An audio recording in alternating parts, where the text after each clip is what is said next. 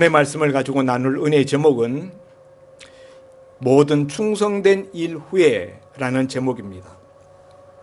우리가 지금 계속 역대기의 말씀을 가지고 남유다의 왕들을 살펴보고 있는데, 우리가 지난번 아사 왕에 대해서 압불사 아사라는 제목으로 말씀을 우리가 나누었고, 또 지난번에 우리가 우시야 왕에 대하여서 또한 말씀을 나누었습니다. 아사왕이라든가 우시아왕 같은 사람들은 일단 하나님 앞에 정직히 행하였다라는 평가를 들었던 남유다의 좋은 신실한 왕들에 속하는 왕들입니다. 그렇지만은 그들의 나중의 모습은 실망스러운 불신앙적인 그런 모습도 우리가 살펴보았습니다. 그러나 오늘 우리가 살펴보는 이 히스기야 왕은 앞에 나오는 아사 왕이나 우시아 왕보다 더 하나님 앞에 높은 평가를 받았던, 정직히 행하였을 뿐만 아니라 하나님 보시기에 다윗 이래로 그와 같은 왕이 없었다, 전무후무한 그런 왕이다 라는 평가를 들을 정도로 우사나 우시아나, 아사나 우시아나 이런 왕들보다 더 하나님 앞에 높은 평가를 받았던 그런 왕입니다. 그러니까 아사 왕도 종교개혁을 하였고 우시아 왕도 종교개혁을 하였습니다마는 그 사람들의 경우에는 산당은 허물지 않았다라는 단서가 붙었어요. 종교개혁을 하였지만은 산당 제사만큼은 드릴 수 있도록 산당을 남겨두었던 데 반하여서 오늘 우리가 살펴보고자 하는 우시아 왕만큼은 산당까지 폐하여서 산당 제사에서 벌어졌던 우상 숭배를 아예 조기에 아예 박멸하였던, 그럴 정도로 철저한 종교개혁을 하였던 왕이 바로 오늘 우리가 살펴보고자 하는 히스기야 왕입니다. 히스기야 왕은 남유다의 13대 왕입니다. 20대 중반의 나이에 왕위에 올랐습니다. 그렇지만은 이 히스기야 왕은 그 아버지, 히스기야의 아버지 아하스 왕과는 전혀 다른 길을 걸어갔습니다. 히스기야 왕의 아버지는 어떤 사람인가? 아주 철저한 우상 숭배자예요. 얼마나 우상 숭배를 열심히 하였는가 하면은 자기가 그냥 우상 숭배만 드리는 것이 아니라 아예 여호와 종교, 하나님 섬기는 일을 아예 못하도록 그냥 대못을 박았던 사람, 그가 바로 히스기야의 아버지 아하스 왕입니다.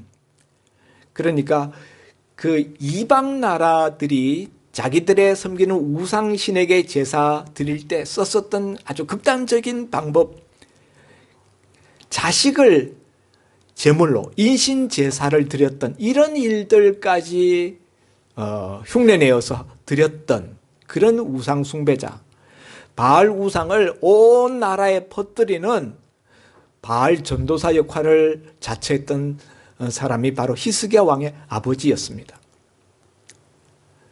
바알 종교를 퍼뜨리기 위해서 심지어 성전에 대못을 박았어요. 성전 문을 폐쇄시키고 성전에서 드리던 여호와께 날마다 드리던 제사도 드리지 못하도록 만들었던, 성전을 오염시키고 한마디로 여호와 신앙을 무너뜨리게 만들었던 그런 장본인, 그가 히스기야 왕의 아버지였습니다. 이렇게 성전을 폐쇄시키니까 성전 제사가 중단되고 예배가 사라져버렸어요. 그러니까 성전에서 제사 드리던 제사장들과 레위인들이 일감이 없어져 가지고 그들이 먹고 살 길이 막막해져서 그냥 생업을 위해서 아무 일이나 뛰어드는 그런 것이 바로 히스기야가 왕위에 오를 때 남유다의 형편이었습니다. 이스라엘이라는 나라는 두 가지 기초 위에 세워진 신정 국가예요. 세속 국가와는 다른 두 가지 기초 위에 서 있습니다. 하나는 예루살렘 성전을 중심으로 한 성전 제사. 그 이스라엘 모든 남자는 1년에 3번씩 새 절기에 여호와 하나님 앞에 올라가서 하나님 앞에 제사 드려야만 했었죠. 그런 이 성전 중심으로 한 성전 제사, 이것이 이스라엘 백성을 규정짓는 아주 중요한 한 가지 기초였어요. 그런가 하면 또 한 가지 기둥은 바로 모세를 통하여서 시내산에서 하나님이 주신 율법이에요. 이스라엘 백성들은 세상 법을 따라 사는 율법 전설을 통해서 사는 사람들이 아니라 여호와의 계명과 율법을 따라서 사는 율법의 백성입니다. 그래서 이 두 가지 기둥, 성전 제사와 율법, 토라, 말씀, 이것이 이스라엘 백성을 형성하는 두 기초였는데 히스기야의 아버지는 이 두 가지 이 기둥을 다 무너뜨려 버렸어요. 그런데 히스기야가 왕위에 올라서 이 두 가지를 다시 회복시킵니다. 그 아버지가 성전에 대못을 박아서 성전 문을 폐쇄시켰던 것을 그 문을 열고 성전을 깨끗하게 청소하고 성전을 보수하고 모두 퇴락된 것, 사라진 기물들 이런 것 다 보충하고 정결케 하여서 성전 제사를 재개시켰습니다. 우리 식으로 이야기할 것 같으면 예배가 재개되었다. 그런가 하면은 하나님의 율법이 회복될 수 있도록 율법을 맡은 제사장과 레위인들이 이전처럼 먹고 살 길이 막막해서 아무 일이나 하면서 세상에 돌아다니는 그런 일을 막고자 자기 사절을 털어서 제사장들과 레위인들의 생계를 지지하고 또 나라의 장관들, 고관들 이런 사람들도 같이 출입케 하고 또 이스라엘 백성들로 하여금 11조가 끊어졌는데 11조를 온전히 다시 회복시켜서 하나님 앞에 제사장들과 수고하는 레위인들이 먹고 사는 그 생활의 문제를 지지해 주었습니다. 이유는 그들이 하나님의 율법의 말씀을 활발하게 연구하고 그 율법을 백성들에게 잘 가르칠 수 있도록 하기 위해서 율법의 회복, 율법의 부흥을 위하여서 제사장들과 그 율법을 위하여서 일하는 레위인들을 지지해 주었다는 것이죠. 그렇게 해서 무너진 이 두 기둥을 다시 세웁니다. 그런가 하면은 수백 년 동안 끊어져 있었던 유월절 절기를 지키게 합니다. 유월절 절기는 어떻게 생겨난 것이죠? 유월절 절기는 이스라엘 백성들이 애굽에 내려가서 400년 동안 노예살이 종살이 하다가 마침내 바로 왕이 10가지 그 재앙과 10가지 하나님의 이적을 통해서 마침내 유다 백성들, 이스라엘 백성들을 다 놓아 보낼 때 그들이 구원함을 받은 사건이 유월절 사건이죠. 양을 잡아서 유월절 양을 잡아서 그 양의 피를 문솔주, 문인방에 바른 집은 하나님의 죽음의 천사가 치지 않고 넘어갔어요. 그래서 모든 초태생들이 죽임을 당할 때 애굽의 모든 짐승과 모든 사람들 초태생이 죽임을 당할 때 유월절 어린 양의 피를 바른 집 이스라엘 백성들의 집은 그 심판에서부터 초태생의 죽음에서부터 구원함을 받았던 이 사건을 통하여서 이스라엘 백성들이 마침내 애굽에서부터 풀려나오게 되지 않습니까? 출애굽의 기적을 이 은혜를 기억하기 위하여서 이스라엘 백성들이 지켰던 절기, 그게 바로 유월절 절기이지 않습니까? 그러니까 유월절 절기는 이스라엘 백성들의 정체성을 확인시키는 그런 그 기념일입니다. 그들이 누구인가? 그들은 어떻게 되어서 이스라엘 민족이라는 한 이 단위를 이루게 되었는가? 그들의 민족 혼, 그것을 확인시켜주고 그것을 각인시켜주는 그런 절기가 유월절 절기인데 오랫동안 지켜지지 않았어요. 그런데 히스기야가 왕이 되고 난 다음에 그 유월절 절기를 회복시킵니다. 그리고 이스라엘 백성들을 모아서 하나님 앞에 언약을 갱신합니다. 마치 이스라엘 백성들이 출애굽해서 시내산 밑에 왔을 때 하나님께서 이스라엘 백성들과 언약을 체결하지 않습니까? 출애굽기 19장에 내가 너에게 일컫는 이 모든 말을 지켜 행하면은 너희는 내 백성이 되고 나는 너희 하나님이 되겠다. 그렇게 해서 이스라엘 백성들이 그렇게 하겠습니다. 아멘입니다. 이렇게 해서 하나님과 이스라엘 백성들 사이에 언약이 체결되었어요. 그런데 이스라엘 백성들이 이후 역사 속에서 그 언약을 무너뜨리고 언약을 언약을 위반을 하죠. 언약을 파괴합니다. 그렇게 되었었던 그 무너진 언약을 다시 회복시키고 언약을 새롭게 합니다. 언약 갱신. 이런 것들을 통하여서 히스기야가 하나님과 이스라엘 백성들 사이를 회복시키시고 또 그 사이를 밀접하게 가깝게 하는 이런 모든 조처들을 시행하였습니다. 오늘 1절 말씀에 보면은 이 모든 충성된 일을 행한 후에 이 모든 충성된 일을 한 후에 라는 말씀이 나오는데 이 모든 충성된 일이라고 성경이 묘사한 것은 하나님이 히스기야의 한 모든 행동에 대하여서 충성되다라고 이미 인정하고 있음을 말해주는 표현입니다. 그런데 이 내용은 앞에 나오는 29장, 30장, 31장의 히스기야의 종교개혁, 하나님과 이스라엘 백성들 사이를 밀접하게 하기 위하여서 취하였던 모든 조처들, 이런 것들을 제가 방금 말씀드렸던 이 모든 사항들을 말하는 것입니다. 자, 여러분, 히스기야가 다윗 왕 이후로 전무후무한 그런 신앙적인 신실한 왕이었다. 그리고 그와 같은 자신의 신앙을 온 이스라엘 백성들에게 전파하여서 이스라엘 남유다 나라가 신정국가로 회복되게 하였다. 하나님이 이런 히스기야를 보고 충성되다, 모든 일에 충성되었다라고 인정하실 정도였다. 그러면 여러분, 그 다음에 어떤 일이 와야 됩니까? 우리가 지난번에 아사 왕을 살펴보았을 때, 또 우시야 왕을 우리가 살펴보았을 때 하나님 앞에 충성되고 하나님 앞에 헌신, 하나님 앞에 믿음의 모습을 보였을 때 그 다음에 뭐가 왔죠? 10년 평안도 오고 20년 평안도 오고 하나님이 주시는 형통함이 임했습니다. 그러면은 앞선 아사 왕보다도 앞선 우시야 왕보다도 더 신실하고 더 철저한 신앙적인 그런 행동들을 했었던 히스기야 왕이라면은 이후에 뭐가 와야 됩니까? 이 모든 충성된 일을 행한 후에 하나님이 주시는 평안, 하나님이 주시는 형통이 도래했다라는 말씀이 당연히 와야 되지 않겠습니까? 이게 우리가 일반적으로 생각하는 신앙적인 상식이에요. 그런데 오늘 우리가 읽은 본문에 보면 2절 말씀에 뭐가 왔습니까? 산헤립이 예루살렘을 치려고 왔다는 거예요.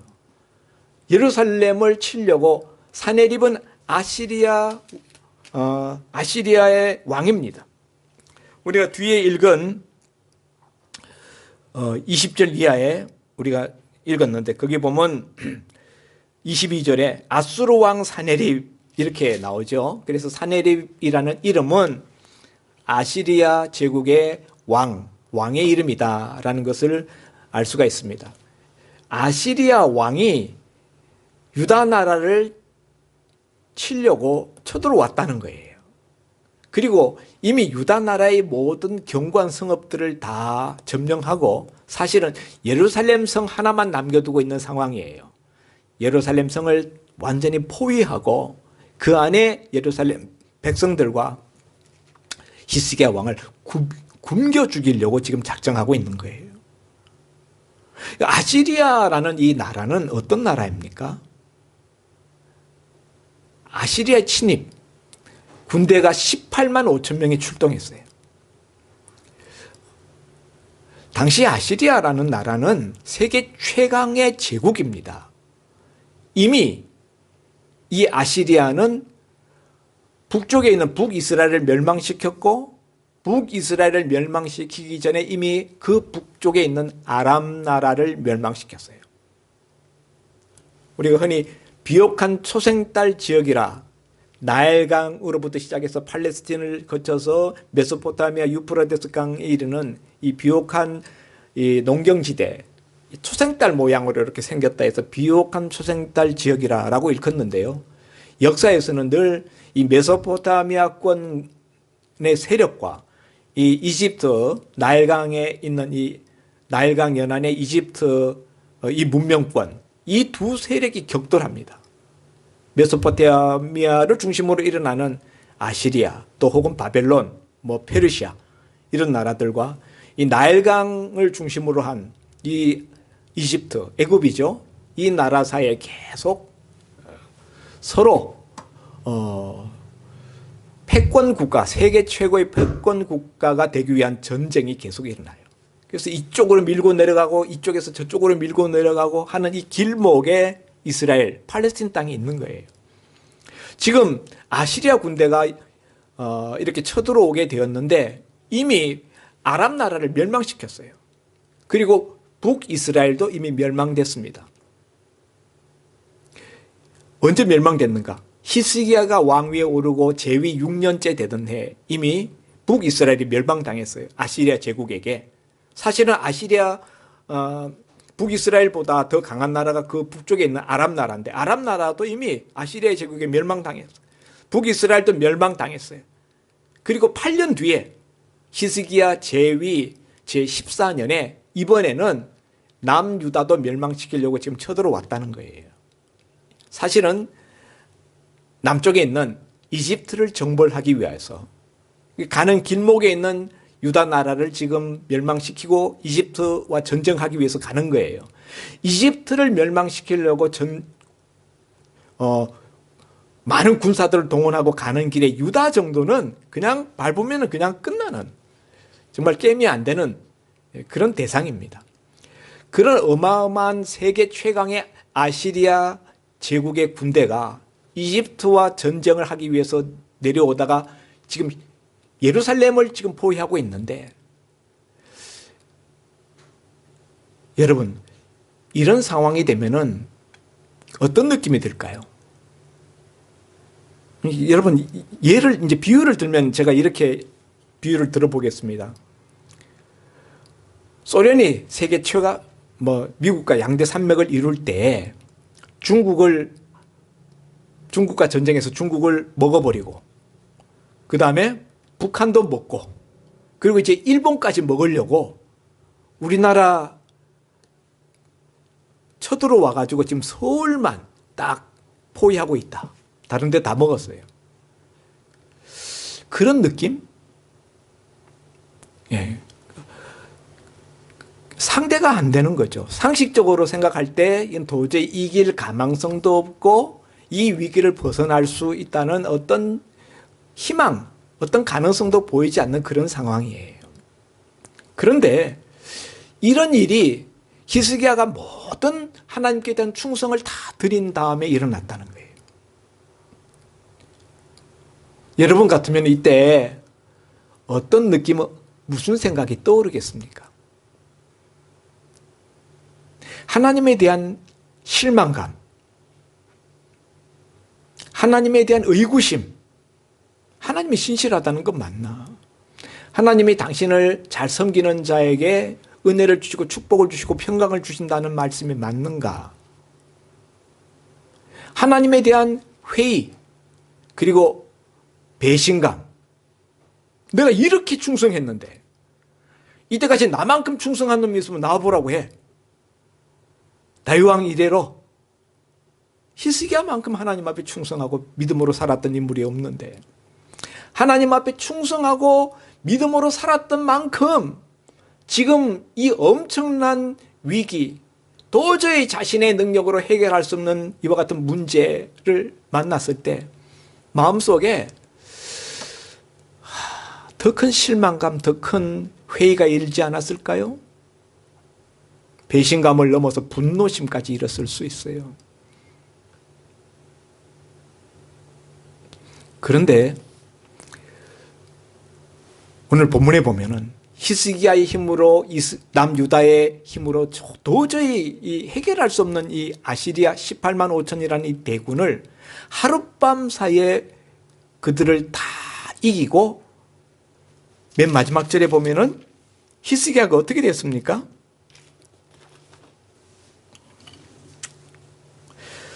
히스기야가 전쟁에서 아시리아 대군을 물리침으로 말미암아 23절에 여러 사람이 예물을 가지고 예루살렘에 와서, 여러 사람이라는 것은 여러 나라, 주변에 있는 여러 나라의 대신들이 예물을 가지고 와서 예루살렘에 와서 여호와께 예물을 드렸대요. 그리고 여호와께 예물을 드렸을 뿐만 아니라 또 보물을 유다 왕 히스기야 왕에게도 드렸다. 히스기야 왕이 아시리아 대군을 물리침으로 말미암아 이후부터 히스기야가 모든 나라의 눈에 존귀하게 되었더라. 여러분, 세계 최강의 제국 아시리아를 무너뜨렸다, 아시리아 대군을 물리쳤다라는 것만 듣고서도 주변의 다른 나라들이 남유다 나라 히스기야에 대해서 겁을 먹어요. 유다 나라를 어떻게 해볼 엄두도 내지 못하고 알아서 기는 거예요. 예물을 가지고 보물을 싸가지고 와서 히스기야 왕에게 그것을 선물하면서 환심을 살려고, 친해지려고. 그런데 히스기야 왕에게만 드린 것이 아니라 여호와, 예루살렘 성전에 여호와 앞에도 그 예물을 드렸다는 거예요. 그 사람들은 하나님 믿는 나라, 하나님 믿는 사람들이 아님에도 불구하고 이 승리가 하나님으로 말미암은 것인 줄 그들이 알았기 때문에 유다 백성 히스기야가 섬기는 여호와 하나님이 이 전쟁에 승리케 한 것을 알고 히스기야 왕에게 예물을 드리고 하나님 앞에도 예물을 드렸다. 여러분, 결과적으로는 히스기야가 당하였던 그 위기가 오히려 전화위복이 되었고 주변의 나라들이 히스기야의 나라를 넘볼 수 없게 만들 뿐만 아니라 히스기야의 위상을 높이고 유다 나라가 견고해지는 그런 전화위복의 기회가 되었다는 사실입니다. 그러면 여러분, 어떻게 이것이 하룻밤 사이에 이런 일이 일어날 수 있을까요? 이게 오늘 우리가 살펴보려고 하는 핵심입니다. 첫 번째 우리가 알아야 될 것은 하나님 앞에 모든 충성을 다한 후에도 우리에게 위기, 문제가 생길 수 있다는 사실이에요. 우리는 하나님 앞에 충성하고 믿음으로 열심히 살면은 아무 문제도 일어나지 않고 위기도 절대로 오지 않을 것이다 라고 생각하기 쉬운데 오늘 히스기야 사건이 우리에게 보여주는 것은 그렇게 충성하고 그렇게 신실한 삶을 하나님 앞에 살았음에도 불구하고 생명이 왔다 갔다 하는, 자기 생명뿐만 아니라 온 유다 백성들의 생명이 왔다 갔다 하는 풍전등화와 같은 그런 위기에 내몰린 것을 우리가 보게 됩니다. 그러니까 믿음으로 살아도 문제 만날 수 있고 위기를 당할 수 있고 죽음의 문턱까지 떨어질 수 있어요. 이럴 때 보통 사람들 같으면은 하나님 앞에 막 원망하고 불평하고 하나님한테 막 따지고 성질 부리고 하나님 의심하고 그럴 수 있는데 히스기야가 하나님의 도우심을 받아가지고 하룻밤 사이에 하나님이 보내신 천사가 아수르 18만 5천 명을 완전히 다 송장으로 만들었어요. 하나님의 귀한 도우심을 받았던 이유, 그걸 우리가 배워야 되겠다. 살다 보면 우리도 신실하게 살았는데 충성되게 믿음으로 달려왔는데도 불구하고 위기 만날 수 있다. 그때 우리가 그럴 수 있다. 야고보서에 너희가 여러 가지 시험을 만나거든 이상히 여기지 말라. 여러 가지 시험 만날 수 있다는 거예요. 믿음으로 살아도 그거 이상히 여기지 말라는 거예요. 히스기야는 첫째, 하나님의 이와 같은 귀한 도움심을 받았던 이유는 첫째, 흔들리지 않는 모습이에요. 오늘 우리가 읽은 이 본문에 보면 히스기야가 흔들림이 없어요. 많은 경우에 위기에 봉착하게 되면 신앙이 흔들려 버립니다. 여지없이 흔들려 버려요. 히스기야의 믿음이 흔들리지 않았다는 것은 그가 18만 5천이라는 세계 최강의 군대가 예루살렘 향해 쳐들어오는데도 불구하고 평상시와 같은 그런 평정심을 가지고 모든 전쟁을 준비하는, 최선을 다하고 있는 그런 모습. 그러니까 수로를, 히스기야 수로라고 이름 지어져 있는 그 유명한 530m 되는 예루살렘 성 바깥에 있는 기온샘에서부터 지하로 굴을 뚫어 가지고 그 기온샘의 물이 예루살렘 성 안으로 들어오도록, 기온샘에서부터, 성밖 기온샘에서부터 예루살렘 성 안에 있는 실로암 못까지 지하로 바위를 뚫어 가지고 지하 수로를 만들었어요. 그렇게 해서 아시리아 군대는 그 물에 접촉하지 못하도록 하고, 그 물은 고스란히 예루살렘 성 안에 유다 백성들이 마실 수 있도록 그렇게 엄청난 수로 공사를 했습니다. 그런가 하면은 많은 군수 물자, 전쟁을 위한 칼과 창과 뭐 방패와 이런 것들을 준비했어요. 또 무너진 성 망대를 세웠어요. 그리고 지휘관들을 세워서 곳곳에 배치했습니다. 전쟁을 위한 모든 준비들을 착실하게 정신 차리고 정말 열심히 최선을 다해서 준비했다. 여러분, 보통 이런 경우라면은요, 이 어마어마한 이런 그 압도적인 이런 군사가 와서 완전히 포위하고 있다. 그러면은 지레 낙심하고 체념해서 자포자기하기 쉬워요. 뭐 그 가져온 그 무기들이 공성 무기, 성을 때려 부수는 무기들 비롯해서 어마어마한 최첨단 그런 무기들을 동원하고 결국은 예루살렘 성을 오래도록 이렇게 포위하고 있으면 다 안에서 굶어 죽잖아요. 그러니까 뭐 자포자기 하게 마련인데 그러지 않고 오히려 더 경성하여서 더 최선을 다하는 그런 모습을 보입니다. 흔들리지 않았다. 흔들리지 않으므로 이런 모습을 보일 수 있었던 것이죠. 그런가 하면은 히스기야의 말, 히스기야가 분명한 믿음의 태도를 보였어요. 흔들리지 않은 모습, 그것은 흔들리지 않는 믿음에서 나온 것인데, 그의 믿음이 흔들리지 않았다라는 것은 히스기야가 하는 말을 통해서 알 수 있어요. 믿음이 흔들린 사람을 우리가 첫 번째 볼 수 있는 건 그 말하는 데서 느껴요. 말이 흔들려 버리거든요. 믿음의 말이 없어져요. 그런데 히스기야에게서 오늘 8절 말씀에 보면은, 6절 말씀에 보면은 하반절에 성문 광장에서 백성들을 자기 앞에 모으고 말로 위로하여 이르되, 7절, 8절이 히스기야가 하는 말이에요. 너희는 마음을 강하게 하며 담대히 하고 아수르 왕과 그를 따르는 온 무리로 말미암아 두려워하지 말며 놀라지 말라. 우리와 함께 하시는 이가 그와 함께하는 자보다 크다. 그와 함께하는 자는 육신의 팔일 뿐이요 우리와 함께 하시는 이는 우리의 하나님 여호와시라.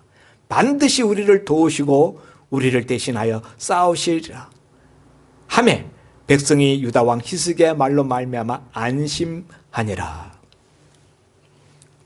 여러분, 이게 지금 세계 최강의 군대가 예루살렘 성을 포위하고 있는데 히스기야 왕이 몇 마디 말 백성들에게 했다고 해서 백성이 안심되겠습니까? 그런데 8절 끝에 보면 히스기야가 백성들을 위로한 말로 말미암아 백성들이 그 말을 듣고 안심했다. 안심했다. 여러분, 정치 지도자들은 흔히 백성들의 마음을 안심시키기 위해서 입에 발린 말들을 잘 하잖아요. 예?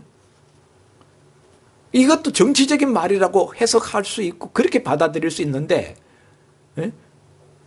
그런데 백성들이 히스기야 말을 진정으로 들었다는 거예요. 그 히스기야 말이 얼마나 확신 있고 그의 말에 그의 믿음이 얼마나 충만하게 배어 나왔는지를 백성들이 느꼈기 때문이에요. 여러분, 이 말을 백성들만 들은 것이 아니라 하나님도 들었어요. 히스기야가 하나님의 기이한 도우심으로 이 절대 모면하기 어려운 위기를 극복할 수 있었던 이유는 그의 분명한 믿음의 말 때문이에요.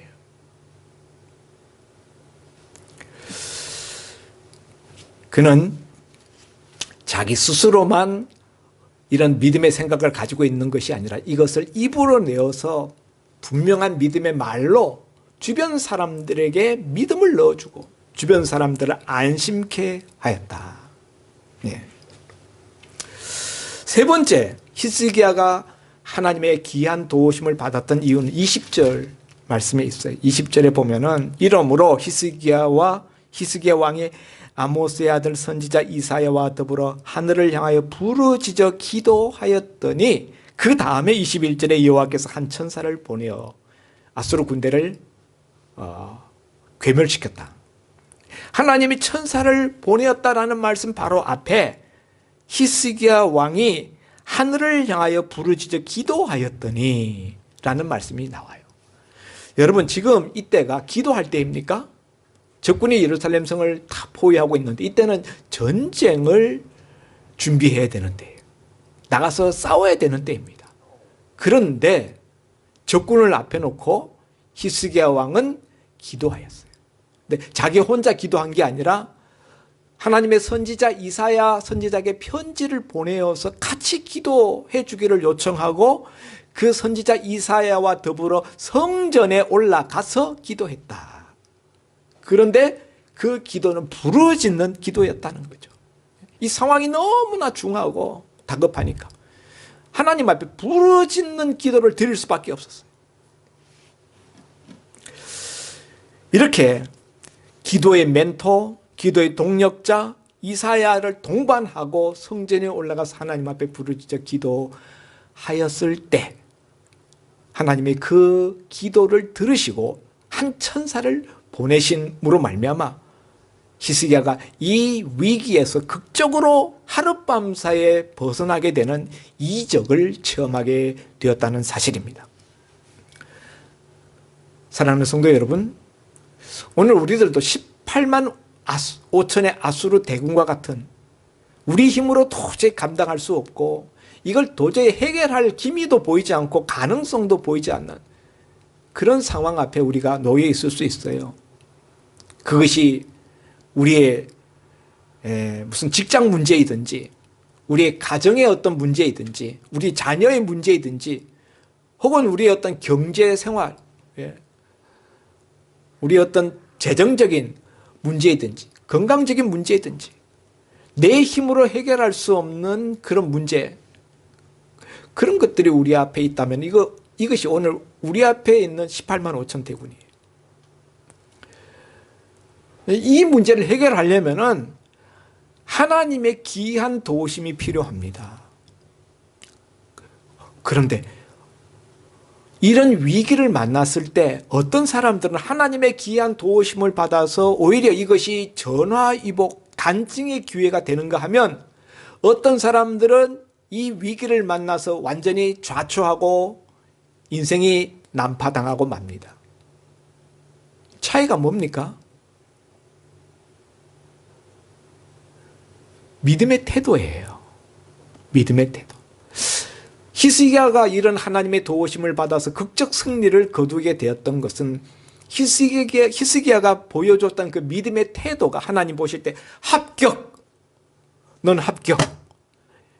이 하나님의 합격이라는 인정을 받을 만한 그런 믿음의 태도를 보였기 때문에 그의 믿음의 모습 때문에 하나님이 히스기야를 도우시고 히스기야는 이와 같은 기적의 간증자가 될 수 있었던 것입니다. 그러면 여러분, 우리가 당하고 있는 문제, 하나님의 도우심이 절필한데 어떻게 하면 우리가 그런 은혜를 얻을 수 있을까요? 히스기야처럼 하면 돼요. 첫째, 흔들리지 않는 거예요.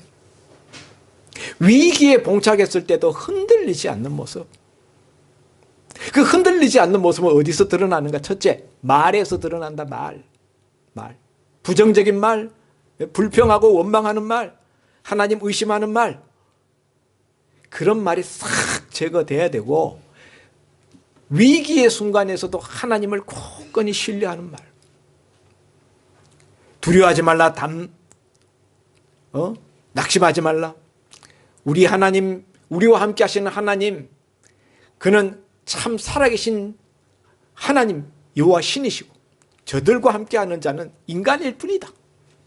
하나님이 반드시 우리를 도우실 것이고 우리를 대신하여 싸우실 것이다. 그렇게 말했더니 하나님이 진짜 천사를 보내어서 히스기야의 군대는 싸울 것도 없게 만들었어요. 대신하여서 하룻밤 사이에 다 싸워서 다 죽게 만들었어요. 믿음의 말, 분명한 믿음의 말. 이 말을 하나님 다 듣고 계셨어요. 듣고 그대로 하셨다는 거예요. 세 번째는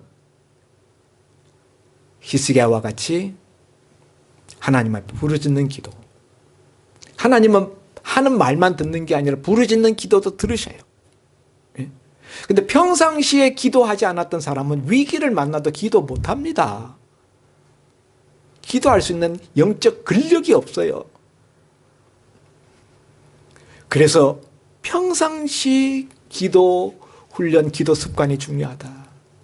히스기야는 늘 기도로 살아왔던 사람이었기 때문에 이 위기 앞에서도 허둥대지 않고 전쟁 준비한다고 이리저리 그냥 뛰어다니고 뭐 그런 게 아니라 이사야 선지자와 함께 성전에 올라가서 여호와 앞에 부르짖어 기도하였다.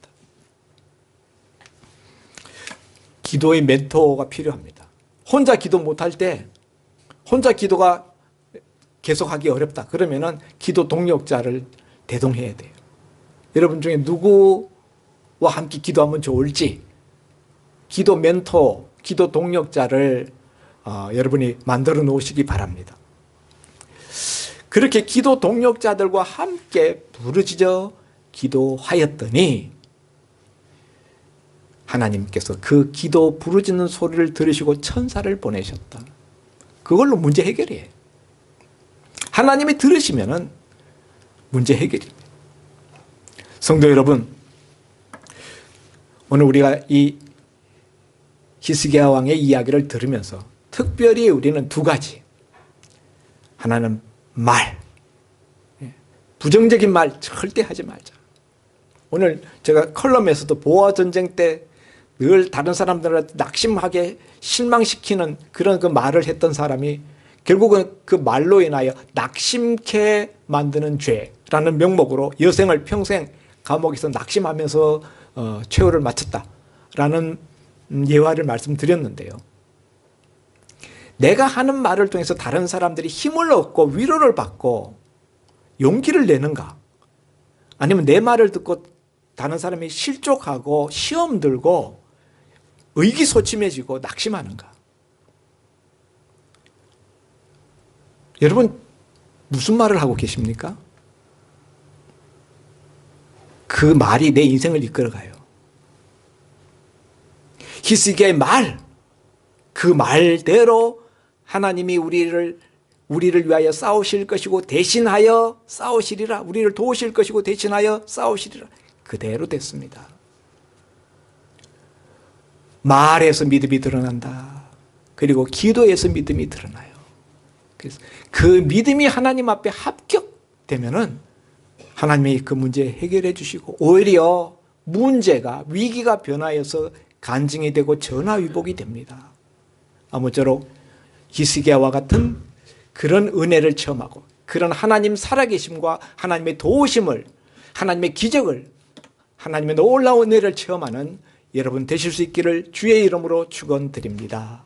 기도합니다. 하나님 아버지, 이 모든 충성된 일을 행한 후에 위기, 문제가 히스기야에게 떨어졌습니다. 보통 문제가 아니라 나라가 멸망으로 떨어지느냐 마느냐 하는 이 심각한 위기에 봉착했습니다. 그럴 때 보통 사람들은 하나님의 신실하심에 대해서 의심하고 하나님에 대해서 원망, 불평, 실망, 때로는 하나님께 따지고 그렇게 나가기 쉬웠지만 히스기야는 흔들림이 없는 모습으로 변함없는 그런 믿음의 모습으로 특별히 믿음의 말을 하여서 주변 사람들을 신앙으로 세우고 그들을 위로하였습니다. 그리고 하나님 앞에 선지자 이사야와 더불어 성전에 올라가 부르짖어 기도하였는데 하나님 그 말과 그 기도를 들으시고 히스기야에게 기이한 승리를 주셔서 18만 5천 아수르 대군을 하룻밤 사이에 송장으로 만드시는 여호와께서 대신 싸우시는 이 놀라운 은혜를 체험하게 하셨습니다. 아버지 하나님, 오늘 우리가 들은 말씀, 이것이 우리 삶 가운데 기둥으로 세워져서 우리가 모든 충성을 한 이후에 어떤 실망스럽고 낙심되는 현 상황을 우리가 만난다 할지라도 우리가 흔들림 없이 더욱 견고한 믿음의 모습으로 하나님 앞에 나아가 하나님 앞에 합격된 신앙으로 하나님이 주시는 놀라운 축복과 승리를 간증할 수 있는 사람들 다 되게 하여 주옵소서. 예수님 이름으로 기도하옵나이다. 아멘.